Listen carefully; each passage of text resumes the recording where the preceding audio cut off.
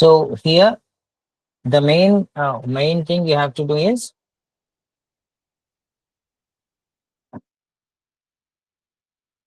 first you need to go to the AWS console, navigate to IAM, then you have to create a new user.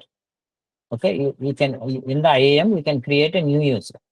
Okay, then you can use a checkbox and you for enabling the console access for the particular user, and you can follow this, setting the permissions, reviews, and creating and downloading the create.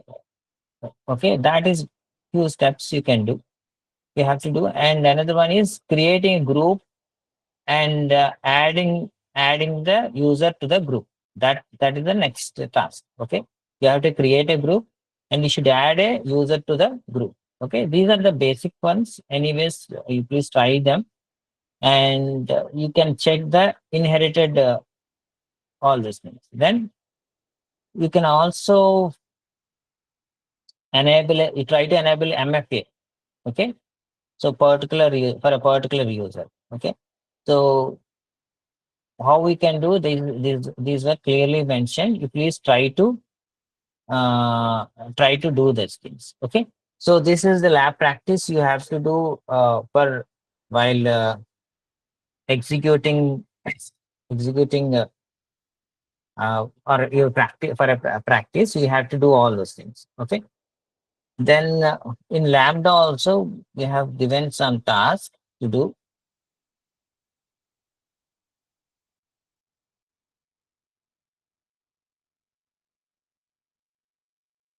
So we can create, just you go to the Lambda service and try to create a Lambda function which displays the hello world, and you can test it. Okay, so the steps were given. You try to practice them if you don't know all those things. Okay, then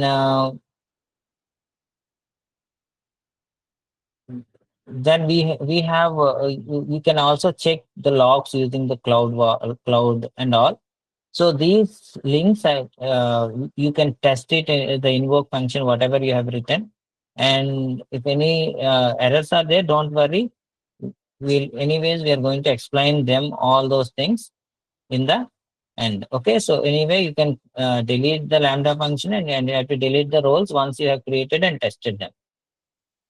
So we'll directly discuss this RDS, how they can be created and all. So coming to the RDS, as I mentioned, it is a relational database data services, and which is data nowadays, which is mostly people are using Mongo, right? The Mongo means unstructured data, right? So why mostly Mongo is used, or is it compulsory that we need not to use the RDS? People say that Mongo is better because they learned Mongo more, and they learned or unstructured data is they learned, so they don't want to use the structured databases. But in many cases, structured databases are also very important. Okay, so I was discussing about different what we call, where we use in the robotics, where we use the structured data and unstructured data in the robotics, where we go and use where we select the RDS and where we do not select the RDS. So in that scenario, in robotics, say we are having a where we are having a assembly line of the car manufacturing. In that, robots will work, right? Robots will manufacture the car. So car parts, one after the other, will be on the assembly line, and they will be combined to form a product called robo. In that scenario, there are different environments, structured and unstructured environments, right? So in that, based on the structured environment, everything will be fixed, right? Like in the assembly line, the arm will move to only some specified location. it need not to move to the move dynamically. The robotic arm can be moved to a specific location, because in the assembly line, every car will be kept in the same position. Like that, their movements, their locations, the sensor data, everything is fixed. They are structured. So you need not to worry. Coming to the unstructured, a robo is there. A robo which is physically moving around, and it is analyzing, and it is working based on the current environment. It is not fixed. Then that we call as an unstructured environment. In the structured or unstructured environments, the data also we check in terms of the structured structured data or unstructured data, right? So while we are going with the requirement of the structure, like whenever a data are highly organized in the robotics, then we'll go with the structured data tables, right? So which can be kept in the rows and columns, right? So it will allow us easy to search. When we go for the when if everything is fixed, and when if we want to check for easily search for any data, then we'll go for the structured data, right? Like inventory management, okay, financial systems, customer relationship management, online reservation system, web analytics, all this comes under the structured data, right? And coming to the unstructured data, we will use where data is not fixed, like text document, images, audio files. We go with the unstructured data, right? Like social media analysis, image and video analysis, customer service chatbots, predictive maintenance. All these comes under the unstructured data. So even though we are preparing a chatbot or robotics, sometimes we need to go with the structured data. Sometimes we need to go with the unstructured data. When we are going with the structured data, in that case, we'll go with the, what we'll do, we'll go with the RDS or few other services also there, where we can directly dump, we can create a database in the server, or we can create the Dockers, right? Docker, where we can create the engines. In the same manner, RDS is a direct service where you can directly, dynamically select the engines. Let's say here, Amazon Aurora and MySQL, MariaDB and PostgreSQL and Oracle and SQL, all these are the structured programming languages. So these engines we can select. Okay, first what we have to do, first we have to select the create database. In the RDS, we have to click on create database. Then we have to select the engine type. Then we can select the DB instance size also. We can customize it. Like is it for the production, or is it for the development or testing? Okay, so that will be testing. Then we can also go with the free type. Okay, then we can also give a DB instance identifier.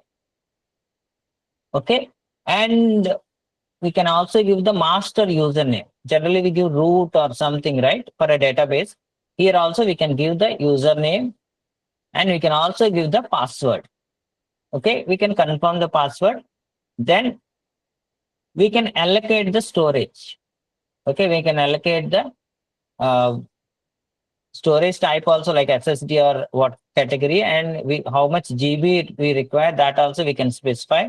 And we can also enable the storage auto scaling in the RDS. All this we can do dynamically. So whoever normally very limited knowledge in the MySQL and servers and containers and Dockers generally go with the RDS, but it is little bit costlier. Okay, so then we can go and we can create them. Okay, so then we can also connect from our local system.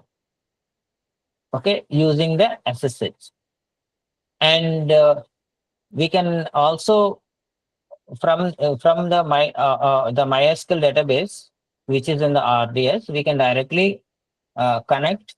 Okay, using the SSH. I hope last time this person is explained about how we can connect from the local system to the SSH to the server which is in the so I hope all of you install access this so I am told different tool, and there are plenty of tools like put is also one. Put is also one.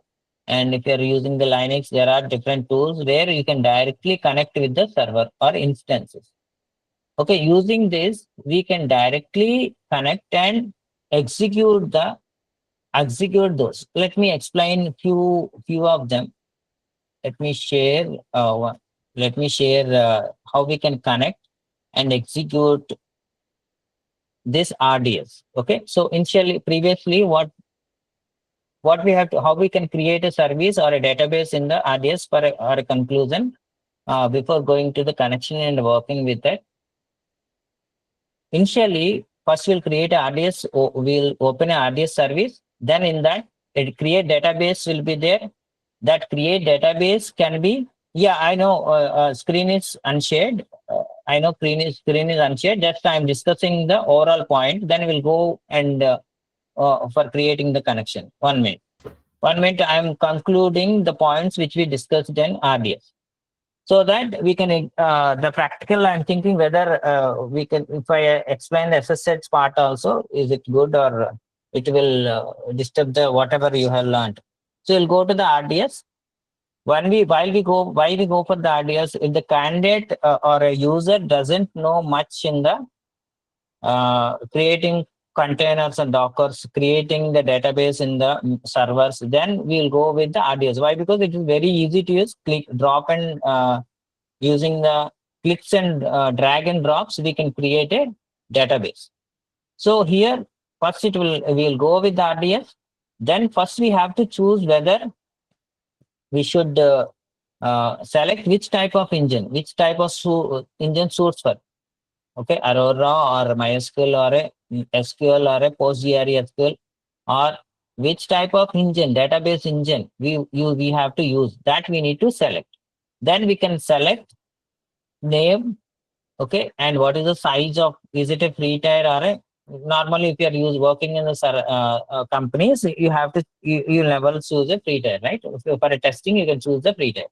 Then you can give the name of the database instance, whatever you're creating.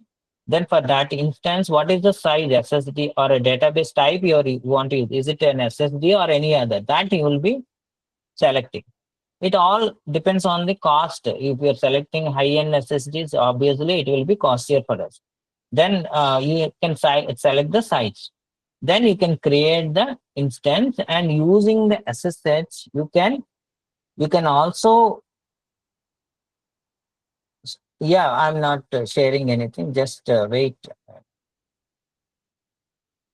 So here, if I go and execute, if I explain the SSH also, it will be a little bit confusing for you. So in the Monday, when we discuss the other things, in the Monday and Tuesday, the execution part will be done for this.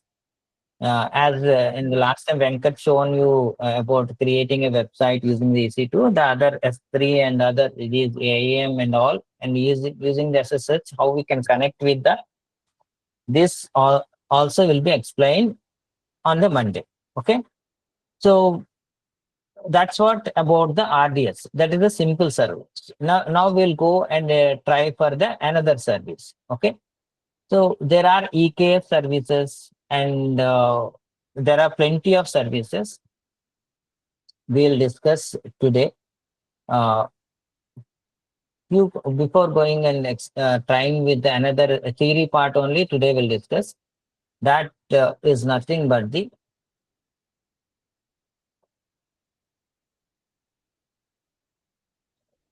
in the cloud technologies, we will discuss Docker. Okay, Docker is important, and all of you know how to implement the Docker, right? So that we'll discuss. And we'll all practical part will be shift doing on from the Monday. Today we'll discuss few points on the Docker. Then we'll go further discussing much in the next classes. Okay. So Docker or a containerization. I hope all of you know what is Docker and containerization, right?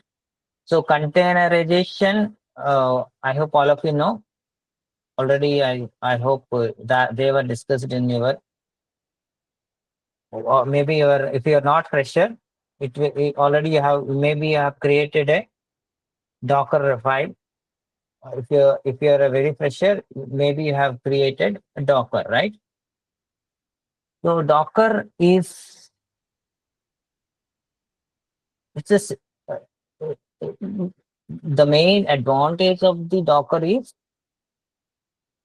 it will reduce. See, you can create an image like class, okay, and you can based on that you can create multiple objects and you can keep them in the containers, right? So with the containers, it will become an easier for teams across the different units, such as development.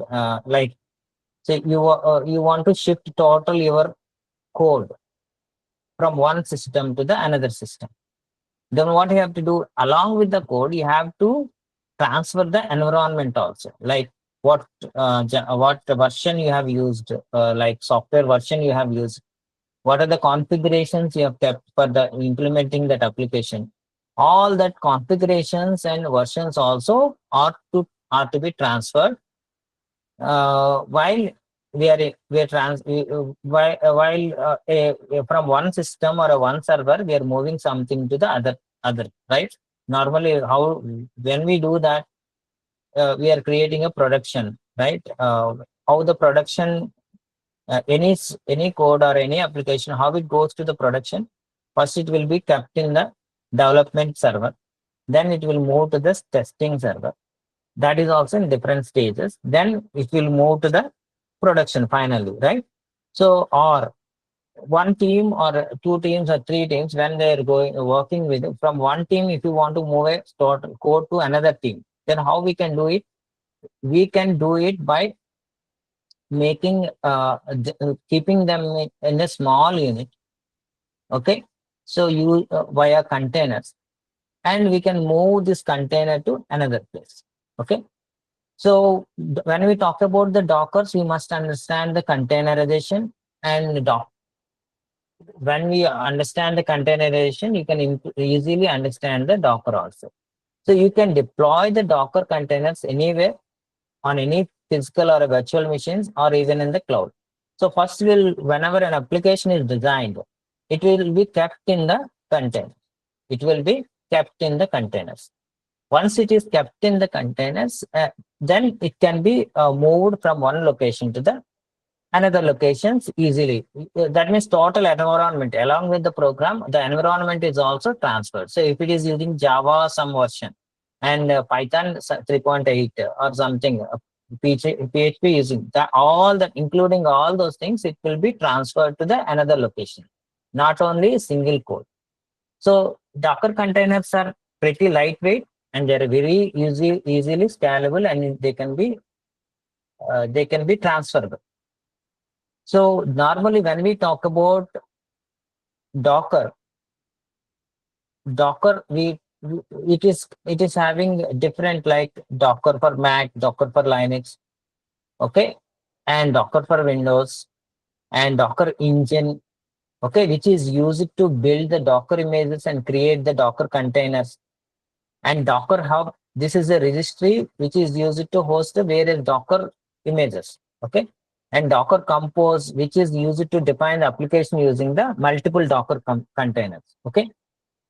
So normally to install a Docker, we need to follow the steps given below. First, before installing the Docker, you first have to ensure that you have the right Linux kernel version running. So based on if it is more than kernel version 3.8 and higher, it will works well. And we can do this by running the following command. First, we have to know the which version it is using that is what is the Linux version and all, using the unit. Then if you're running in the Linux, then we need to update the system OS with the apt-get, right? Normally, if you are using the MacBook, you will be using Hybrew, right? Hybrew. And using that only, you will be installing all other softwares. And if you are using the Linux, you will be using the sudo apt-get. For that, first you need to update the apt-get, which contains all the package where the automatically we can install the packages using the apt-get in the Linux. So for that, first we need to use sudo apt-get update. Then in the step 3, we'll install the necessary certificates that will be required to work with the Docker, like apt transport, HTTPS, and CS certificate. Okay, how we can do that? Sudo apt-get install apt transport HTTPS. These are the certificates using which it can be easily downloaded. Okay, and step 4 is this, to add the new GPG key. That is required to ensure that all data is encrypted when downloading the necessary packages for the Docker. Okay, so here the following command will download it, the key, and using it you can easily download the Docker. Okay, and you can use it. And depending upon the version of Linux you have, you will need to add the relevant site to the Docker list for the apt package manager, so that you can able to detect the Docker images from the Docker site and download them accordingly. Okay, so this is how we download the Docker and we can install it. Okay, it is very simple. Once you start a Docker, once you install the Docker, then using the Docker you can create the images and all, right? So here in the step 8, issue the update command to ensure that all the packages in the local system are up to date. Then step 9 is we have to install the Linux image extra star kernel packages. Okay, so these are steps for the Linux version. Okay, and as a final step to install the Docker, we can do this with this following command. Simply we'll use the sudo apt-get install -y Docker engine. So then a Docker engine will be downloaded and installed. So this apt-get uses the install option to download the Docker engine image from the Docker website, and it will Docker will be installed. Okay, so to see and to we can use the Docker -space import to see the information about the Docker which you have created. So this is only theory part. Then you can also check the Docker Hub, which is a registry service. Let me show you the Docker Hub.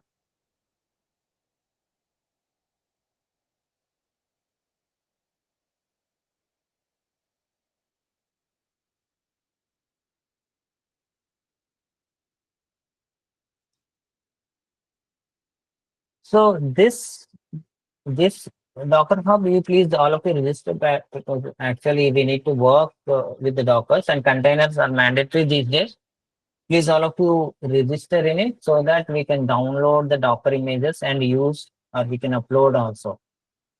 Okay, hub.docker.com. Please, I hope, how many of you are already registered in it? Can you raise your hands? Saini, Kaleshwar, okay. Shaikh Muhammad Farkeen and all already. Okay, so this we have Docker for AI is also there. We'll explore all those things in the further classes. First, once we understand how we can use the Docker and all, and containerization, and how it can be done or used in the AWS, then first we'll understand in our local system, we will implement the Docker and we'll create a Jenkins image. This is a normal practice people do for learning the DevOps. Then we'll also create some EC2 or any web application using the Docker. We'll create an image or a container which contains the web application node. Then we'll go implement that in the AWS. Then we'll learn we'll learn how a application can be built. Okay, so you can see there are plenty of Docker images which are predefined will be available in this website. Okay, so you can directly download them and you can use them. Okay, so Docker Hub is a registry service on the cloud that allows you to download the Docker images that are built by other communities. Okay, you can also upload your own Docker built images to the Docker Hub. Okay, in the here we'll say how to download and use the Jenkins Docker image from the Docker Hub. So practice we'll be doing in the next session. So today we'll see if you go and Docker, if you search for, in the Docker Hub, you can search for repositories. Okay, and there if you search for the Jenkins repository, okay, you will be getting an official Jenkins Docker image. Okay, so first you need to install the Docker engine in your website, in your system. Then you can go to Jenkins and you can download the Jenkins image. Okay, so using the Docker pull Jenkins command also, you can get from your system, you can load the Docker image which contains the Jenkins image, Jenkins environment where everything Jenkins can be installed. Okay, so here simply that image Docker pull Jenkins is used here. Sudo Docker pull Jenkins. To run the Jenkins, we need to run the following command like sudo docker run -p 8080 and so once it is pulled, to run it, we have to use this command sudo docker run -p 8080 colon 8080 -p 50,000 and 50,000 in Jenkins.